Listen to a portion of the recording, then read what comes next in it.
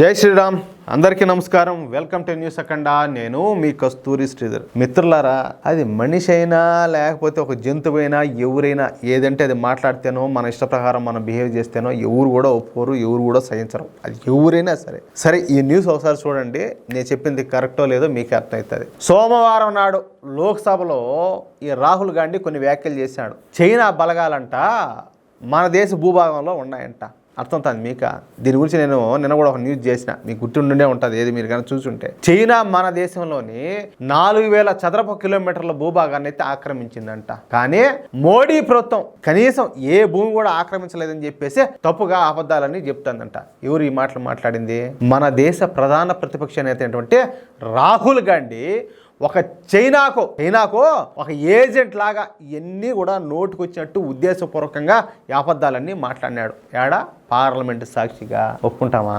సరే, నేనైతే నమ్మనయ్యా, మీరు నమ్ముతారా? ఒకసారి ఆలోచించండి. అయితే ఈయన గారు మాట్లాడినటువంటి మాటలకు కేంద్ర మంత్రి అయినటువంటి కిరణ్ రిజిజు ఈయన రాహుల్ గాంధీకి కౌంటర్ ఇస్తా ఆయన చేసిన వ్యాఖ్యలకు రుజువులు ఉన్నాయా అని చెప్పి అడిగినాడు. ఆయనతో పాటు ఎవరు ఏకంగా లోక్సభ స్పీకర్ అయినటువంటి ఓం బిర్లా గారు కూడా రాహుల్ గాంధీను తన వ్యాఖ్యలకు, అంటే ఆయన చెప్పినాడు కదా 4000 కిలోమీటర్ల భూభాగాన్ని ఆక్రమించారు, మా తాత శుద్ధపోస, మా యవ్వ శుద్ధపోస, మా నాయన శుద్ధపోస, వాళ్ళంతా కూడా ఈ దేశాన్ని అభివృద్ధి పదంలో నడిపించారు, కనీసం పక్క దేశాల కన్ను కూడా ఈ దేశం మీద పన్నేలేదు, కానీ మోడీ ఈ దేశాన్ని నాశనం చేస్తాడన్నట్టు ఈయన మాట్లాడినాడు కదా.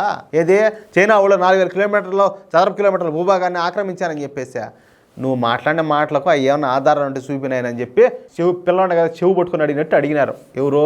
ఈ కిరణ్ రిజిజు కావచ్చు, లేకపోతే ఈ ఓం బిర్లా కావచ్చు.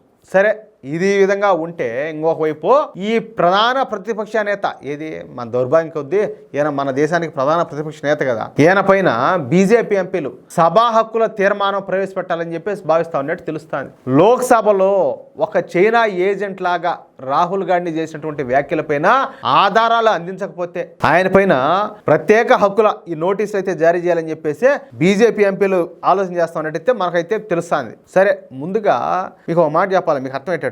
అసలు ఈ సభా హక్కుల తీర్మానం అంటే ఏందో మీకు ఒకసారి ఒక 2 మాటలు మీకు చెప్పే ప్రయత్నం చేస్తా. ఇది హక్కుల్ని దుర్వినియోగం చేయడం లేదా పార్లమెంట్ అంటే ఏం తెలిసిన ఏకంగా ఒక దేశాన్ని తప్పుదారి పట్టించడం. ఆ విధంగా పార్లమెంట్ని తప్పుదారి పట్టించే విధంగా పార్లమెంట్ సభ్యులపైన చర్యలు తీసుకునేందుకు ఈ సభా హక్కుల తీర్మానం అయితే ప్రయోగించవచ్చు అనమాట. కాబట్టి బయటపడిపోవాలి, అటుంటుంది మ్యాటర్. లేకపోతే చైనా ఏంది, వీళ్ళ తాతగారి జాగిర్ అయ్యా, లేకపోతే వీళ్ళ తాత ఏమైనా పరిపాలించాడు ఈ దేశాన్ని అప్పట్లాగానే ఉండేందుక? ఏమంటారా?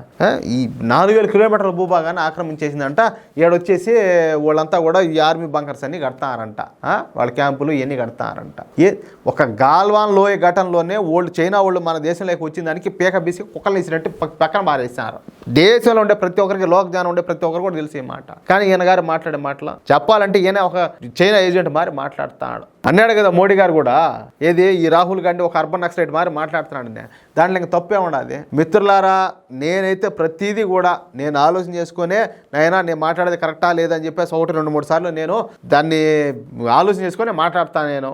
నేను మాట్లాడిన దాంట్లో ఏదైనా తప్పు ఉంటే మీరు చెప్పండి.